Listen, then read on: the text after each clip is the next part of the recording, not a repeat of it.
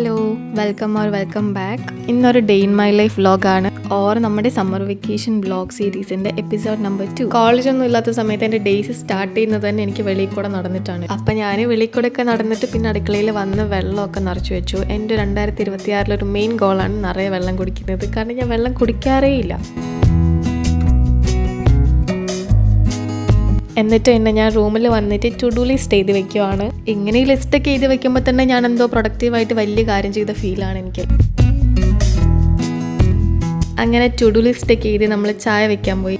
ചായ is literally an integral part of my life. കാരണം ചായ കിട്ടിയില്ലെങ്കിൽ പിന്നെ അന്ന് എനിക്ക് തലവേദനയാണ്. കുഞ്ഞുനാൾ തൊട്ട് ചായ കുടിച്ച് ഇപ്പോൾ ഒരു അഡിക്ഷൻ പോലെയാണിത്. അങ്ങനെ ചായയൊക്കെ കുടിച്ച് റൂമിൽ വന്നിട്ട് പിന്നെ മുടിയൊക്കെ കോതി വയ്ക്കുകയാണ്. എനിക്ക് ഇതിനും ശകലം കൂടെ മുടി ഉണ്ടായിരുന്നു. ഒരു 4-5 ദിവസം മുമ്പ് ഞാൻ വെട്ടി അങ്ങോട്ട്. ഇപ്പം ഞാൻ റിഗ്രറ്റ് ചെയ്ത് മരിക്കുന്നുണ്ട്. ഇന്ന് കഴിക്കാൻ ഇഡലിയും സാമ്പാറും ചട്നിയായിരുന്നു ഉണ്ടായിരുന്നത്. എനിക്ക് ഇഡലി അത്ര ഇഷ്ടമല്ല. പക്ഷേ എങ്കിൽ ദോശ ഉണ്ടാക്കാൻ മടിയായതുകൊണ്ട് ഞാൻ ഇഡലി ഞാൻ കഴിച്ചു.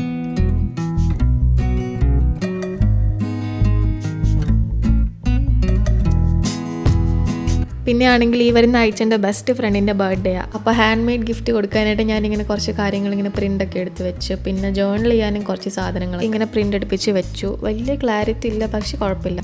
പിന്നെ ഞാൻ നോക്കുമ്പോൾ ഉണ്ട് അമ്മ അവിടെ ഇരുന്ന് കോവയ്ക്ക അരിയുന്നു. ഇത് നമ്മുടെ പറമ്പിലുണ്ടായ സ്വന്തം കോവയ്ക്കയാണ്. ഭയങ്കര വലുതാണ്. ലൈക്ക് ഗുണ്ടുമണി കോവയ്ക്കകൾ ഞാൻ ഇത്രയും വലുത് കണ്ടിട്ടില്ല ഇതുവരെ.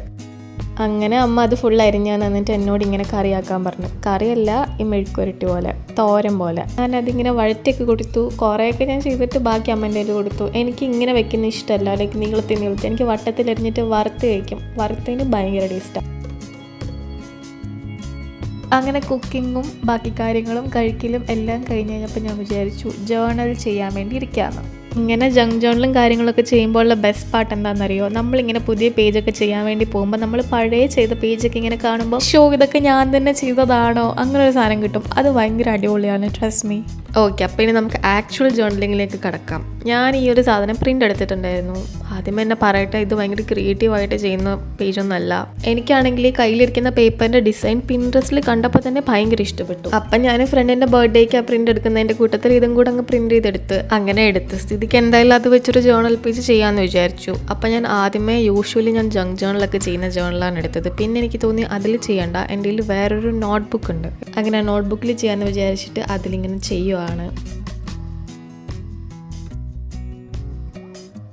ഞാൻ നേരത്തെ പ്രിൻ്റ് എടുത്ത കൂട്ടത്തിൽ കുറച്ച് പാറ്റേൺ പേപ്പേഴ്സും കൂടെ എടുത്തിട്ടുണ്ടായിരുന്നു. അപ്പോൾ അതിനകത്ത് നിന്ന് ഒരു പാറ്റേൺ പേപ്പർ എടുത്തിട്ട് ഇങ്ങനെ ഒരു എൻവലപ്പ് ഉണ്ടാക്കി അതിങ്ങനെ ഡബിൾ സൈഡഡ് ടേപ്പ് വെച്ചിട്ട് സ്റ്റിക്ക് ചെയ്ത് കൊടുക്കുവാണ്.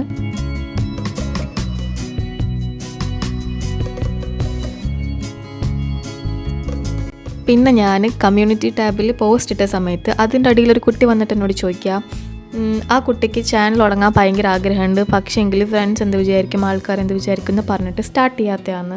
ഞാനും ഇങ്ങനെ വിചാരിച്ചുകൊണ്ടിരുന്ന ഒരാളാണ്. പക്ഷേ എങ്കിൽ അതിലൊന്നും വലിയ കാര്യമില്ല. കാരണം ആൾക്കാർ നമ്മൾ എന്തെങ്കിലും ചെയ്താലും ജഡ്ജ് ചെയ്യും, നമ്മളൊന്നും ചെയ്തില്ലെങ്കിലും ജഡ്ജ് ചെയ്യും. അപ്പം ഒന്നും ചെയ്യാണ്ട് ജഡ്ജ് ചെയ്യുന്നതിനേക്കാളും എത്രയോ ഭേദമാണ് നമ്മൾ എന്തെങ്കിലും ചെയ്തിട്ട് ജഡ്ജ് ചെയ്യുന്നത്. ഞാൻ ഈ ചാനൽ തുടങ്ങിയ സമയത്ത് എൻ്റെ വീട്ടിലുള്ള ആൾക്കാരോടല്ലാണ്ട് വേറെ ആരോടും ഞാൻ പറഞ്ഞിട്ടുണ്ടായിരുന്നില്ല. ഇതാണെങ്കിൽ എൻ്റെ 5ാമത്തെ 6ാമത്തെ വ്ളോഗാണ്. ആൻഡ് എനിക്കങ്ങനെ ഭയങ്കര സബ്സ്ക്രൈബേഴ്സോ കാര്യങ്ങളൊന്നുമില്ല. പക്ഷെങ്കിൽ ഞാൻ ഭയങ്കര ഹാപ്പിയാണ്, സാറ്റിസ്ഫൈഡ് ആണ് ചെയ്യുന്ന കാര്യത്തിൽ.